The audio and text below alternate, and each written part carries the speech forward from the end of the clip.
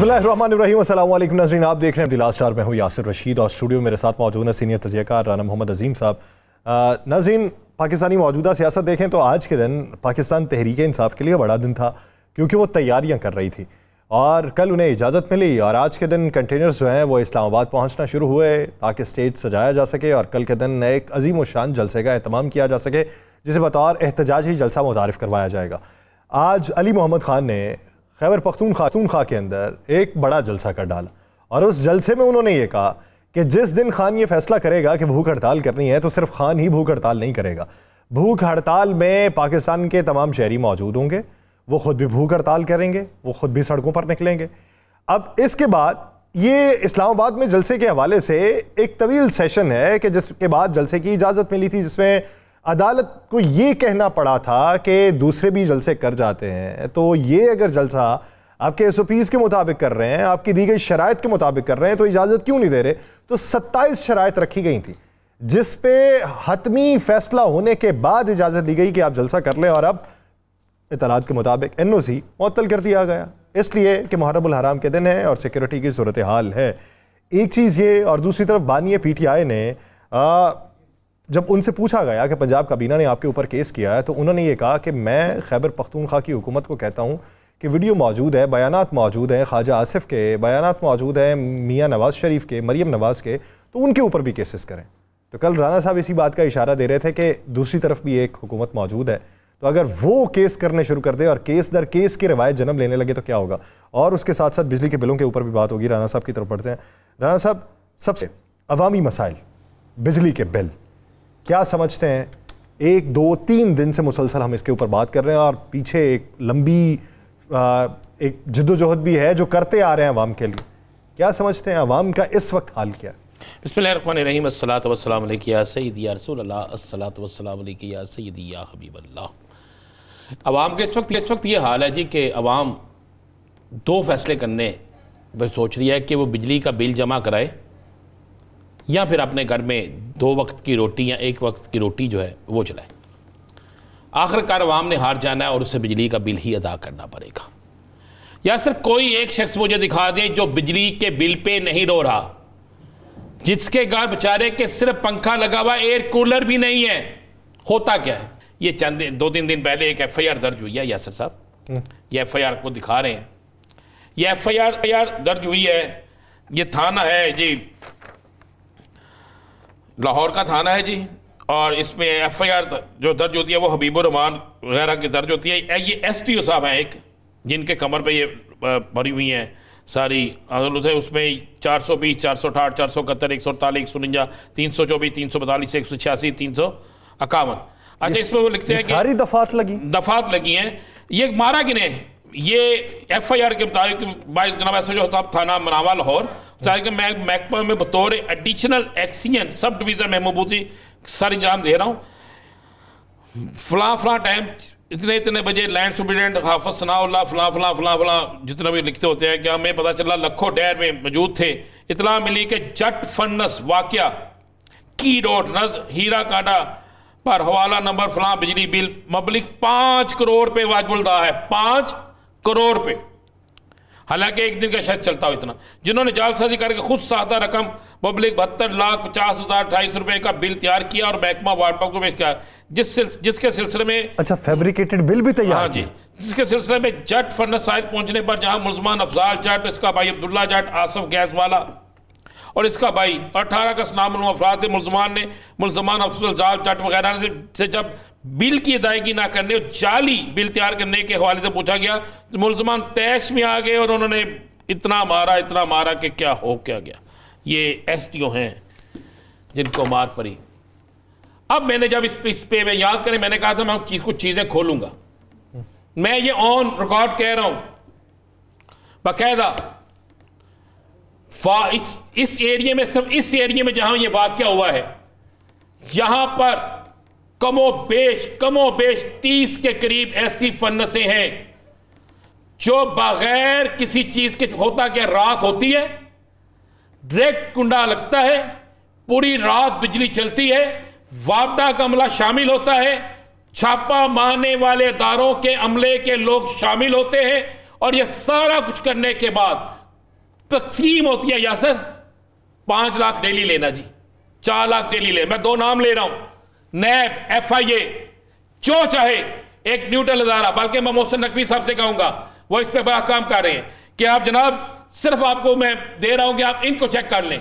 एक ये जो SPO साहब है, बेशक इन्हें मार पर इनके साथ ज्यादती हुई है, एक तो उसको पकड़े जिसने ज्यादती की, दूसरा Umar Bilal SC circle 3rd, Ali Raza XEN Shalimar, सिर्फ इन दोनों के असासे, इनके करीबी लोगों के असासे, इनकी इंक्वायरी कर लें, चेक करें किस तरीके से वहां फन्नसें चलती हैं और उन फन्नस वालों का माल कितना तैयार होता है, उनके मीटर चेक करें, मीटर कितने चल रहे हैं। यानी यार अगर माल तैयार हो रहा है मिसाल के तौर पर 50 लाख रुपए का, तो 40 लाख की बिजली या 30 लाख की बिजली तो इस्तेमाल होनी चाहिए ना, 20 लाख की इस्तेमाल होनी चाहिए ना यासर साहब। अगर बिजली इस्तेमाल हो रही है मीटर के मुताबिक 2 लाख की, 1 लाख की या 1.5 लाख की, तो फिर उसमें मुजरम कौन है? वो यूनिट सारे आपको मुझे पढ़ते हैं, फिर वो तकसीम करते हैं। ये जो इतना बड़ा स्कैंडल पिछले दिनों पकड़ा था FIA ने, और विरक साहब चूंकि FIA के लाहौर के पंजाब के डायरेक्टर हैं गालबन, और मैं चूंकि उन्हें जानता हूँ कि डेड ऑनेस्ट आदमी है यासर साहब, और उन्होंने बड़ा काम किया। मैं उनको कहता हूँ जनाब विरक साहब हुक्म करें, बताएं कि आपके डिपार्टमेंट से कोर्ट कितने पैसे ले रहा है, बताएं कि किस तरीके से, बल्कि मैं आपको मजे वाली बात बताते हैं। एक शख्स ने ना, ये जैनवन मैं कह रहा हूं, कहा कि छापा मारो भाई फलां जगह, उसने कहा वह फलां गया, उसने कहा फलां MNA का फलां है, उन्होंने कहा हमें मरवाना है, क्या मतलब? उसने कहा नहीं हमने नहीं मारना। यानी बिजली चोरी करे बड़ा आदमी, बिजली चोरी करे फन्नस वाला, बिजली चोरी करे बड़ी कोठियों वाले, बिजली चोरी करे बड़े घरों वाले, बिजली चोरी करे बड़ी मिल्स वाले, और पैसे कौन भरे? गरीब आदमी। यूनिट जाए उनको, अगर 125 यूनिट चले हैं तो 200 यूनिट डाल के 200 325 उसके बना दो, आपके 300 यूनिट चले हैं उसमें 500 यूनिट डाल के 800 यूनिट इनके बना दो, फलां कितने चले हैं फलां इतने बना दो। क्यों नहीं करते? पूछा उन्होंने, क्या वो बंदे पकड़े गए सारे? कहेंगे जी इंटरम बेलें करा ली, ओके जी। उसके बाद इंटरम बेलें कैंसिल नहीं होती, क्या आपको पता नहीं है? जाके मैं निशानदेही कर दूं। मुझे एक बंदे ने कहा जनाब जब आप ये खबर चलाएंगे ना यासर साहब जी, तो ये बंदे बड़े तगड़े हैं, ये झूठे पर्चे भी करा देते हैं, ये फलां भी करा देते हैं, ये फलां भी करा देते हैं। मैंने कहा यार जो मर्जी करा देते हैं, हमने अवाम की बात करनी है, हमने असल बात करनी है, हमने सब कुछ लाना है। ये FIR झूठी है, इसे कैंसिल कर दें। मैंने जो 2 नाम लिए गलत है, मैं साबित कर देता हूं। हुकूमती इस वक्त इकदामात जो हैं वो अवामी सतह के ऊपर जिस हद तक असरार डाल रहे हैं,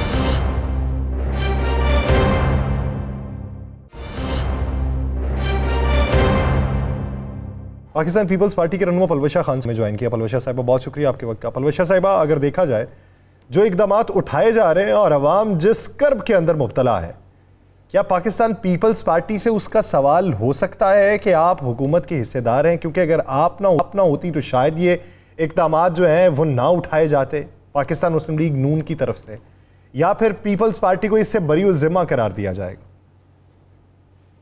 देखिए बात यह है कि ये कहना तो मैं इससे जो है मुत्तफिक नहीं हूँ कि अगर पाकिस्तान पीपल्स पार्टी ना होती तो ये इक़दामात ना उठाए जाते।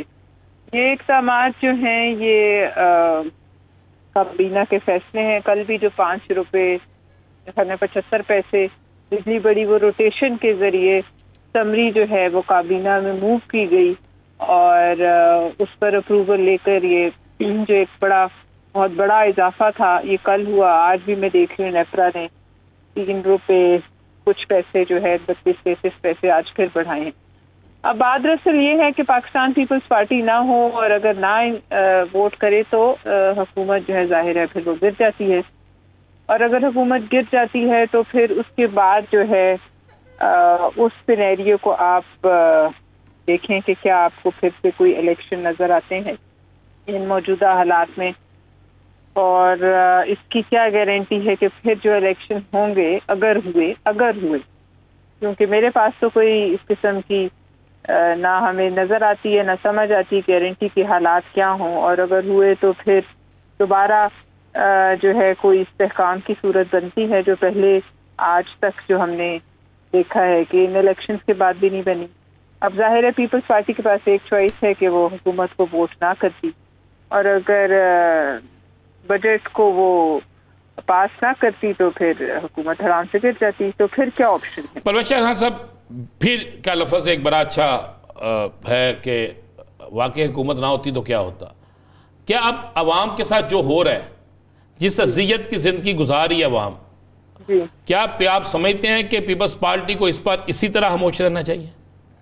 देखिए, मैं पहली बात से आपसे बिल्कुल इत्तेफाक करती हूँ और मैं ज़ाती तौर पे भी इत्तेफाक करती हूँ कि मैं एक पाकिस्तानी हूँ और मेरी हमदर्दी हमेशा पाकिस्तान के अवाम के साथ है। और जो इस वक्त हालात हैं इंतहाई गैर मामूली और बेहद जो है बर्दाश्त से बाहर के हैं। इस वक्त जो बोझ अवाम पे डाला जा रहा है तो बिलाशुबा जो है इतनी सलीबें हम अवाम के कंधों पर नहीं रख सकते कि वो उसके बोझ तले दब जाएं। मैं समझती हूँ कि ये जो बजट है इसमें बहुत से इकदाम ऐसे हैं जिन्हें डिफेंड नहीं किया जा सकता।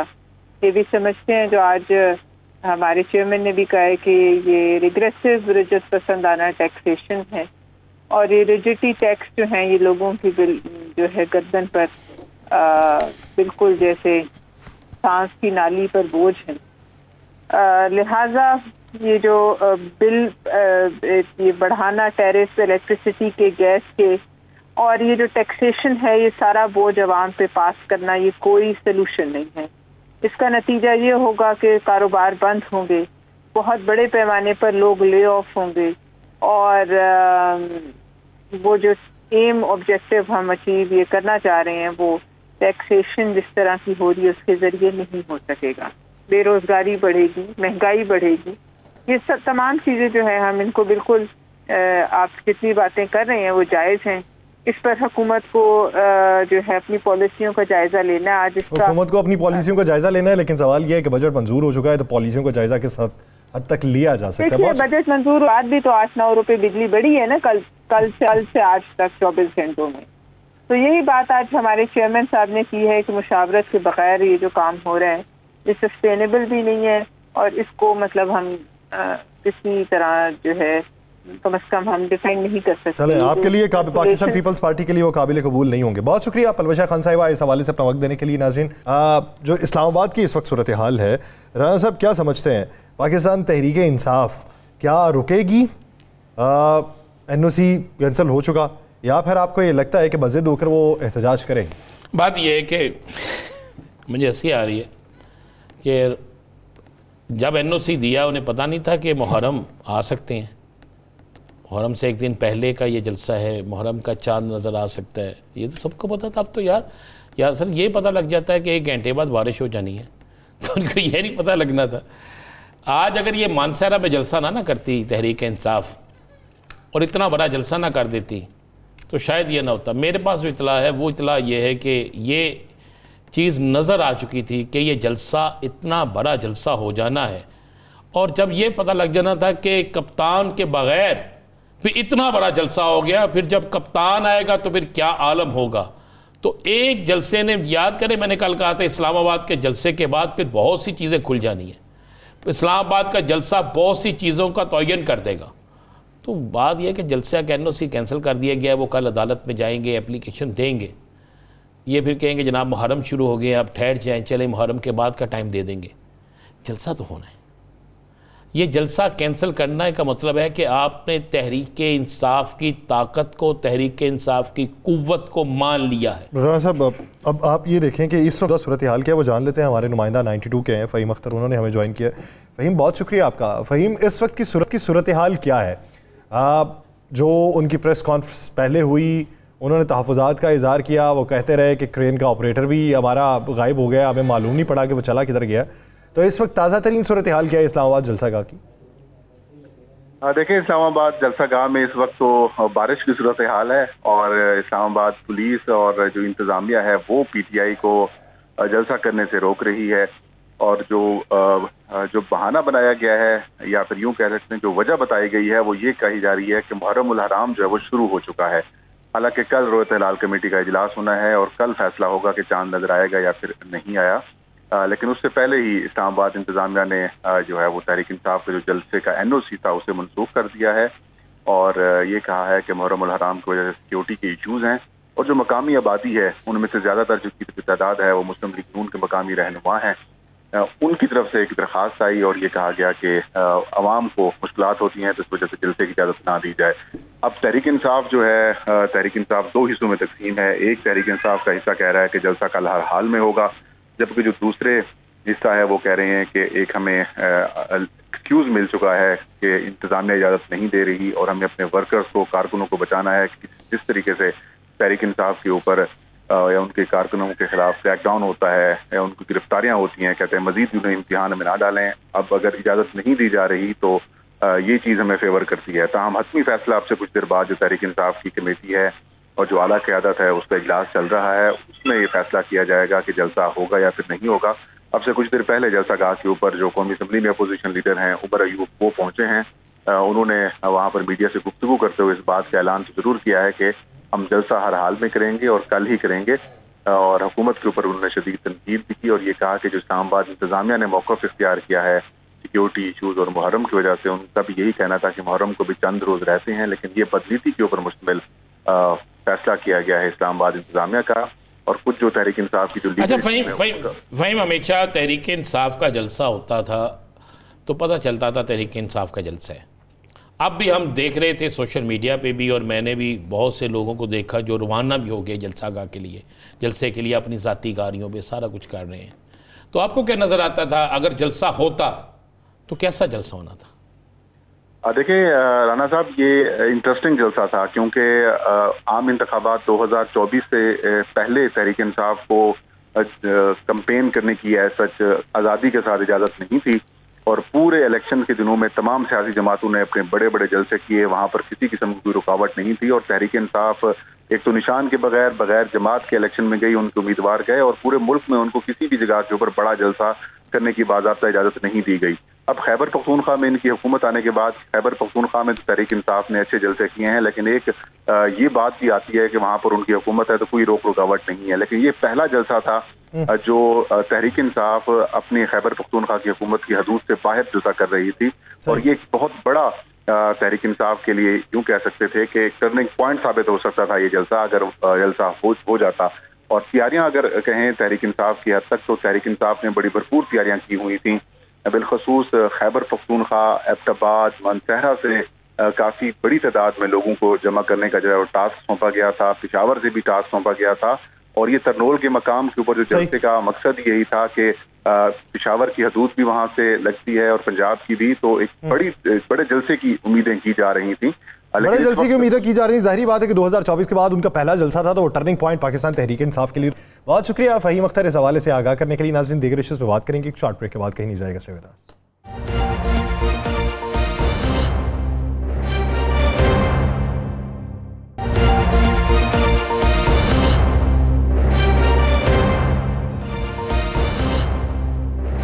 ब्रेक के बाद खुश आमदीद। राना साहब, सारी चीज़ें जो डेवलप हो रही हैं, आपको इससे क्या लगता है कि मौजूदा सूरत हाल में क्या वफाकी हुकूमत में राना सनाउल्लाह साहब का वो बयान कि अगर आपको कोई तहफ़्फ़ुज़ात हैं, अगर आपको ये लगता है कि आपके लिए कॉन्स्पायरेसी थीरी ने जन्म लिया था तो बैठ के डायलॉग कर लेते हैं, क्या हुकूमत डायलॉग के मूड में है? अच्छा, मुझे ये समझ नहीं आती कि राना सनाउल्लाह साहब का बयान को हम तरजीह दें, अताउल्लाह तारड़ साहब के बयान को तरजीह दें या मुस्लिम लीग नून के दीगर लोगों के बयानात को तरजीह दें। पहले तो ये फैसला हो जाना चाहिए।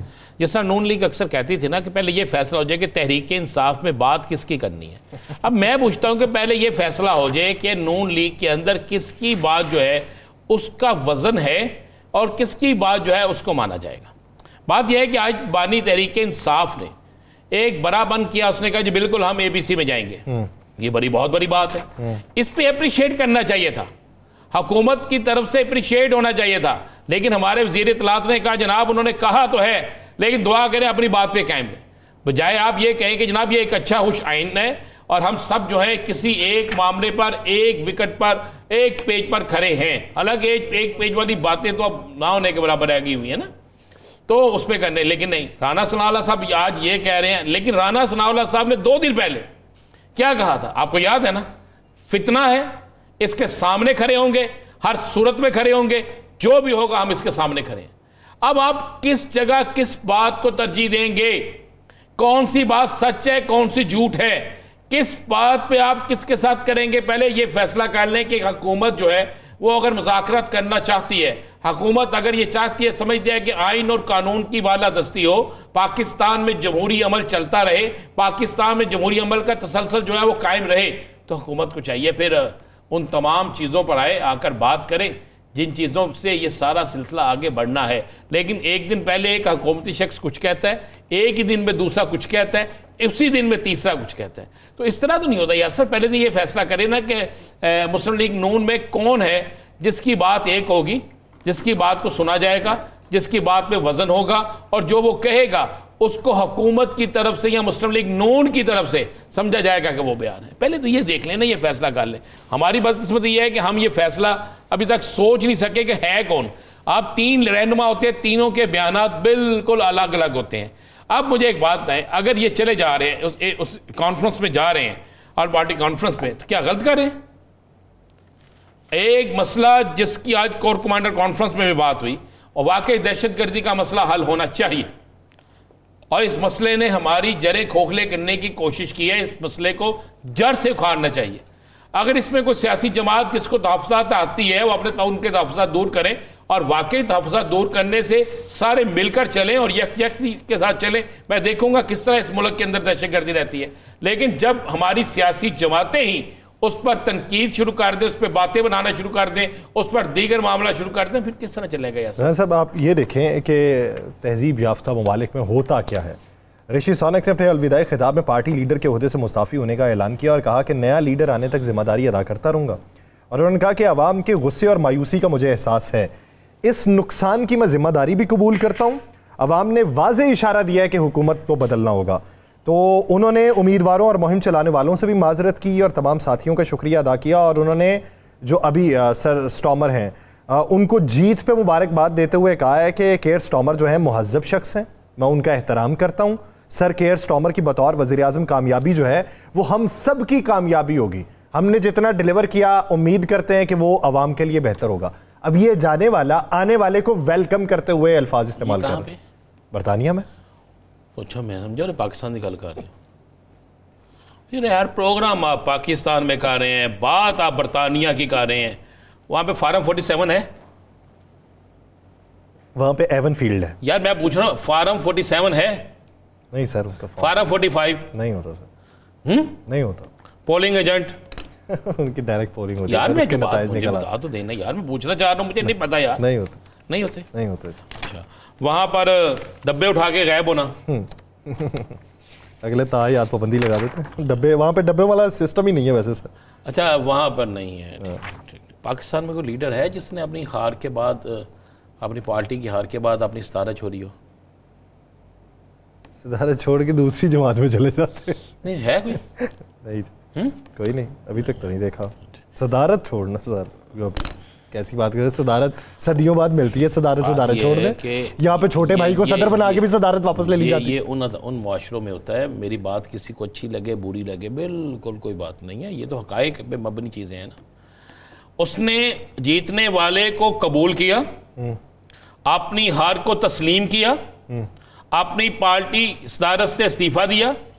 उसने ये नहीं कहा कि इलेक्शन, क्योंकि वहाँ पे इलेक्शन में धांधली होती नहीं। मैंने सुना है वैसे किसी से राब्ते की कोशिश की, लेकिन पता चला उससे होंदे ही कोई नहीं है काम। ठीक है, तो वहाँ पे ये होता ही नहीं। तो यासर साहब, जब वहाँ पे ये सारा कुछ नहीं होता तो ये हमारे यहाँ क्यों नहीं है? हमारे मुल्क में हम मिसालें देते हैं बरतानिया की, हम मिसालें देते हैं पूरी दुनिया की कि जरा फलां मुल्क में ऐसा हुआ। अच्छा, टैक्स हम बरतानिया से ज़्यादा दे रहे हैं, टैक्स हम अमेरिका से ज़्यादा दे रहे हैं, और सहूलतें हमें इथोपिया वाली भी नहीं है, कीनिया वाली भी नहीं है, श्रीलंका वाली भी नहीं है। कौन सी सहूलतें हमें मिल रही हैं? हमसे ले सब कुछ ये उस मुआशरे की तरह रहे हैं, सब कुछ ले जो अमेरिका, जो बरतानिया की टैक्स, और हमें सहूलतें कहाँ की दे रहे हैं? उस वक्त सहूलत नाम का तो लफ्ज़ है ही कोई नहीं ना। अगर है तो मुझे बता दें, कोई एक जगह बता दे मुझे जिसमें सहूलत मिली हो। तो ये तो हमारे साथ वो करने जा रहे हैं जिसकी इंतहा कोई नहीं है। और आप बातें कर रहे हैं कि जी उसके उस मुल्क में, वो मुझे किसी ने कहा नेदरलैंड का जो वज़ीर-ए-आज़म है ना, वो साइकिल पे गया है। और मैं क्या सानू ऐसे सब साइकिल के काबल कर देता है। वो भी नहीं है सर, की हो गया सर, फिर भी साइकिल, चलो मान लो ना, आप वो साइकिल पे गया है ना, ये हमें साइकिल में भेजने के, साइकिल बल्कि कौन पता कौन सी साइकिल, आपको समझ नहीं आ रही। वो साइकिल नहीं है जिसे पीछे से एक बंदा पकड़ के जाता है और एक बीच में बैठा होता है और मांगता हो जाता है ना, ये तो वो बना रहे हैं, ये वो रेडी, वो साइकिल वो दे रहे हैं हमें कि बन जो ऐसे। और आप यहां पे कह रहे हैं जी बरतानिया की मिसाल सुना रहे हैं यार, सदके जावादार।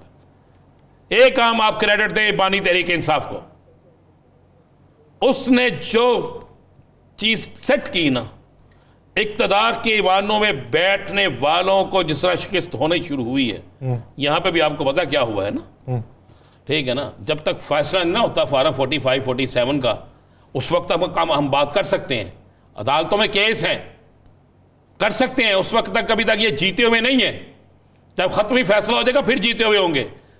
तो जनाब बात यह है कि यहाँ पे भी इक़्तिदार में मुस्तकिल रहने वालों के साथ क्या हुआ, इंडिया में इक़्तिदार में मुस्तकिल रहने वाले जो है आज सियासी बैसाखियों में इक़्तिदार में हैं।